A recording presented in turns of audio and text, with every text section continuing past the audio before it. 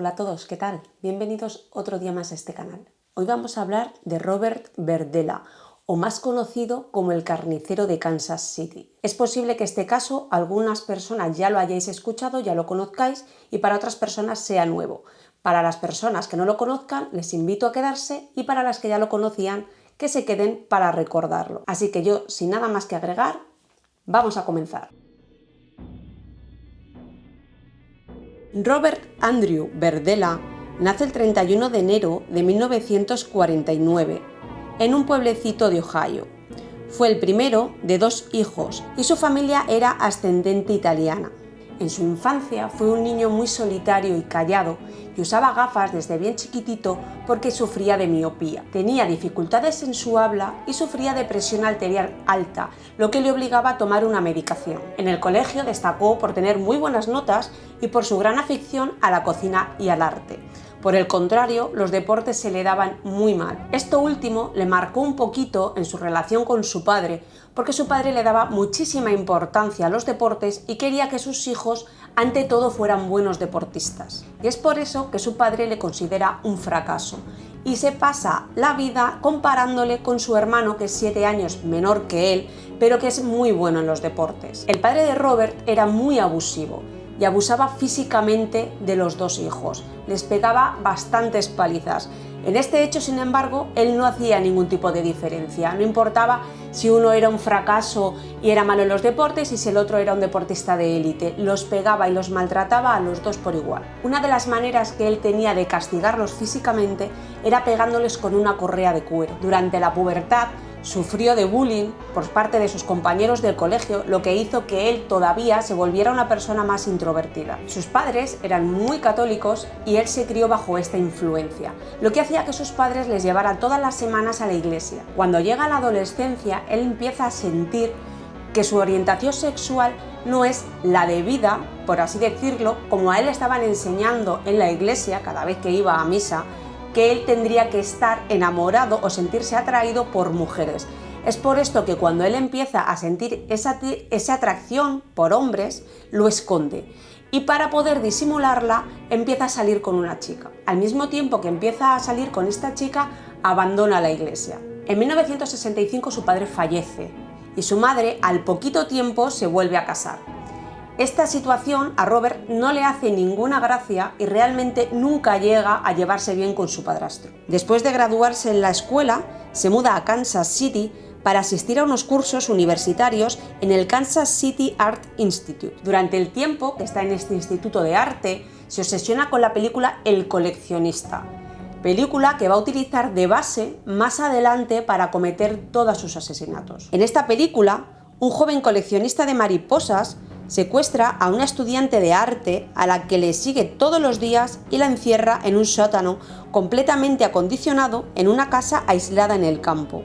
Mientras está inscrito en uno de estos cursos, empieza a consumir drogas y alcohol y empieza a ser conocido como un camello menor. Fue arrestado por consumo y posesión de drogas y por intentar venderle a un policía que estaba trabajando encubierto, pero paga una fianza y sale. Poco después empieza a maltratar animales, síntoma que, como ya se ve en muchísimos casos de este tipo, es la antesala de lo que precede. Poco después de ser arrestado por primera vez, le vuelven a arrestar otra vez por posesión de sustancias ilícitas, pero en esta ocasión estuvo 5 días en la cárcel y le soltaron por falta de pruebas. En 1969 toma la decisión de abandonar los cursos universitarios, ya que en el campus recibía críticas por haber matado y cocinado un pato por su propia voluntad, según sus palabras textuales, por el nombre del arte. A pesar de dejar los estudios, decide quedarse en Kansas City y empieza a trabajar en diversos restaurantes. Gracias a estos trabajos consigue comprarse una casa que más adelante llegará a conocerse como la Casa de los Horrores de Charlotte Street. Esta casa estaba en el barrio de Hyde Park, en el 4315 de Charlotte Street. Esta casa acaba recibiendo ese nombre porque es allí donde se van a cometer todos los asesinatos de Robert. A lo largo de los siguientes 10 años, Robert llega a convertirse en un buen chef y llega a involucrarse en su comunidad en la patrulla vecinal. Irónico, ¿no? Como poco. Y es después de esta década también que decide salir del armario. En 1981 decidió abandonar su oficio como chef y abrió un negocio de antigüedades y objetos raros llamado Bob's Bizarre Bazaar, situado en el mercado de Westport Fleet, en Kansas City. Algunas de las cosas que vendía en este negocio eran cráneos falsos, pendientes con dientes humanos, lámparas de lava, inciensos y multitud de objetos esotéricos. A pesar de este cambio raro y repentino, sobre todo, sus vecinos nunca llegaron a sospechar nada de él y siempre le vieron como un buen hombre.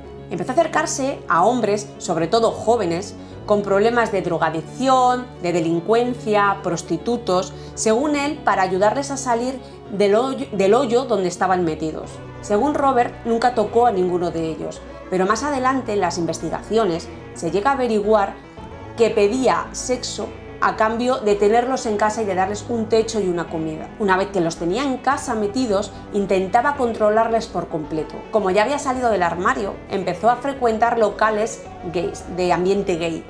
Pero allí tenía muy mala reputación, se ganó una muy mala reputación por ser muy posesivo y pedir cosas muy duras y extrañas mientras mantenía relaciones sexuales. El 4 de julio de 1984 pasó a recoger a quien se piensa que fue su primera víctima, Jerry Howell, de 20 años, que era en ese momento uno de sus amantes y que aparte le debía dinero. Llegaron a la casa de Robert, drogó al chico y en cuanto perdió el conocimiento lo bajó al sótano y lo ató de pies y manos. Le drogó dándole una mezcla de alcohol, Valium y acepromacina. Durante 28 horas a este hombre le drogó, le violó y le torturó con distintos objetos y de distintas formas. A pesar de que el muchacho le suplicaba por su vida, Robert no paró de violarlo y de torturarlo hasta que el muchacho murió con su propio vómito, ahogado con su propio vómito. Al día siguiente desmembró su cuerpo con una motosierra y con cuchillos especiales para huesos. Metió el cuerpo, los trocitos de su cuerpo, en una bolsa de basura y esperó a que pasara el camión de la basura para tirarlo. Con este primer asesinato empezó un diario donde documentaba todas las torturas que le infligía a sus víctimas y cómo ellos reaccionaban a estas torturas. Y por si no fuera poco, adjuntaba fotografías que les hacía mientras sufrían las torturas. Su segunda víctima fue Robert Sheldon, de 18 años, al que torturó de la misma forma que a Jerry Howell, su primera víctima. A este joven aparte también le mete líquido de desatascar tuberías en el ojo y llena sus oídos con masilla. Le tuvo encerrado durante 3 días torturándolo. Murió asfixiado con una bolsa de plástico porque Robert recibió una visita de un fontanero para arreglar alguna avería que tenía en su casa y para que no lo escuchara lo ahogó con una bolsa. Pero esta vez el cuerpo lo entierra en su jardín y se queda con la cabeza metida en su congelador. En junio de 1985 asesina a Mark Wallace, de 20 años, solo 2 meses después de Robert Sheldon. A él le torturó durante un día con pinzas en los pezones, dándole descargas eléctricas y clavándole agujas en varios músculos de su cuerpo. Wallace muere por intoxicación de varias drogas y por falta de oxígeno.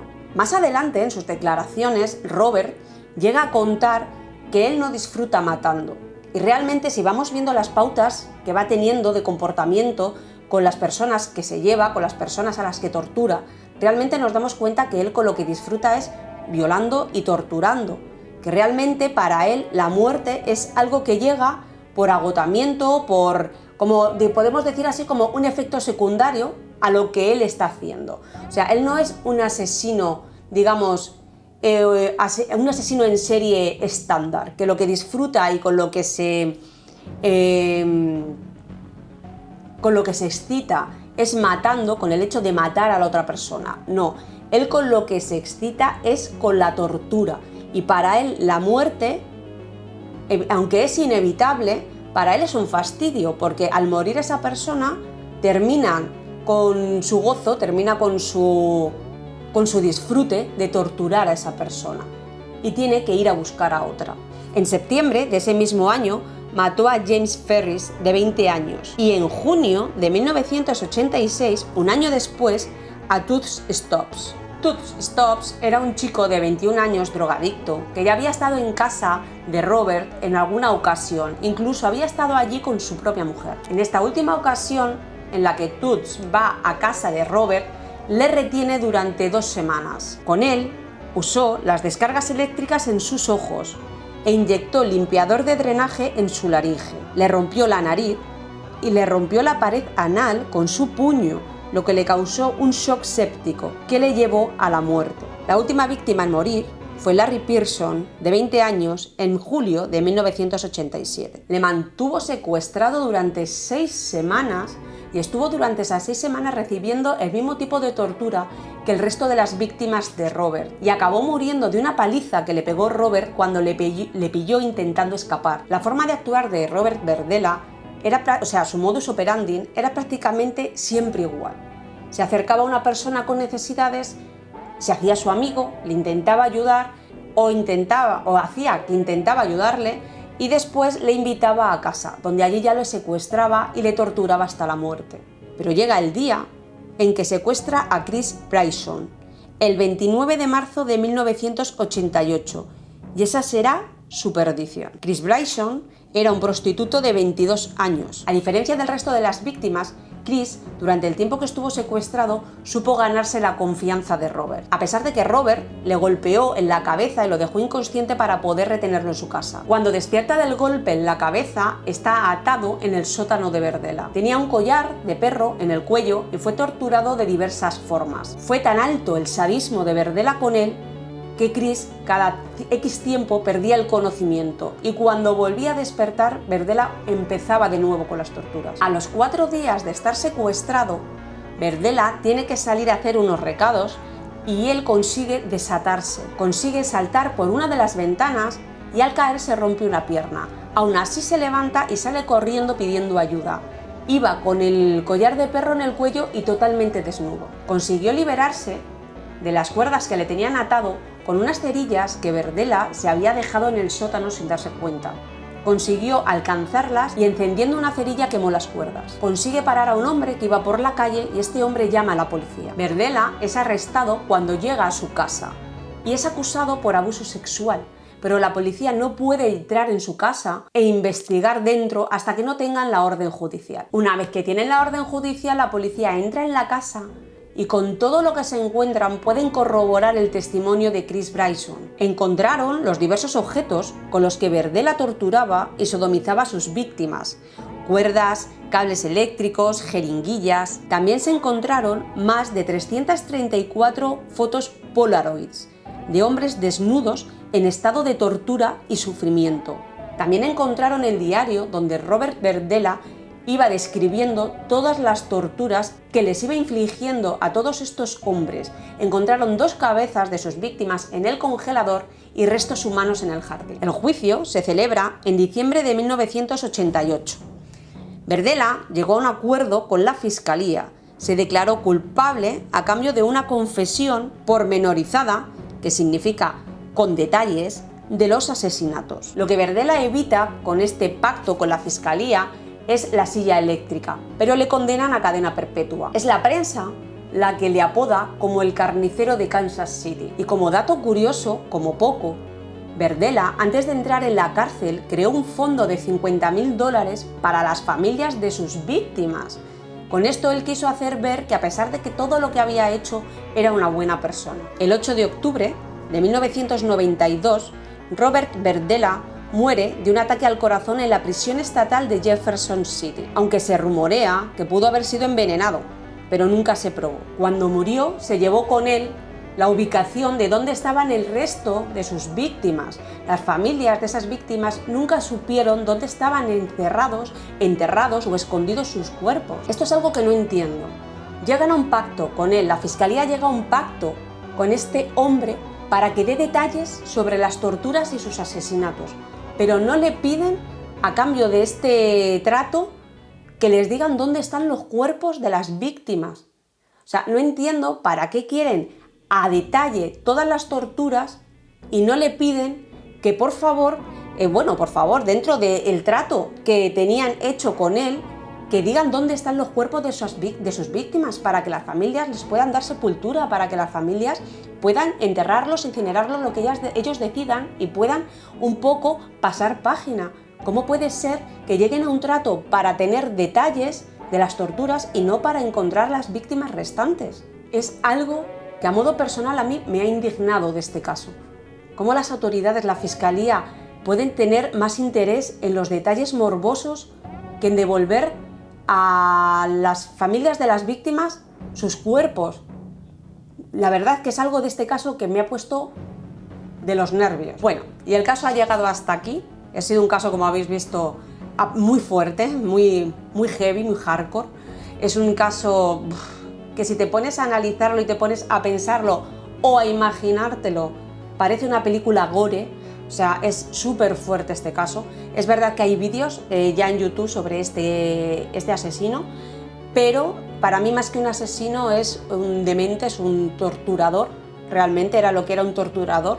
Ya como he dicho antes, para mí la muerte de estas personas era algo inevitable, pero no era algo con lo que él disfrutaba. Me ha parecido impresionante que luego creó un fondo de $50.000 para las familias de las víctimas. O sea, hola, ¿qué hay aquí? ¿Qué hay aquí? ¿No? O sea, te paras a pensar y decir, ¿qué hay en la cabeza de una persona que actúa de esta manera, acto seguido actúa de esta a otra y después, o sea, impresionante. Bueno, yo llego hasta aquí, me despido de vosotros, espero que os haya gustado el caso y nos vemos el próximo día. Chao.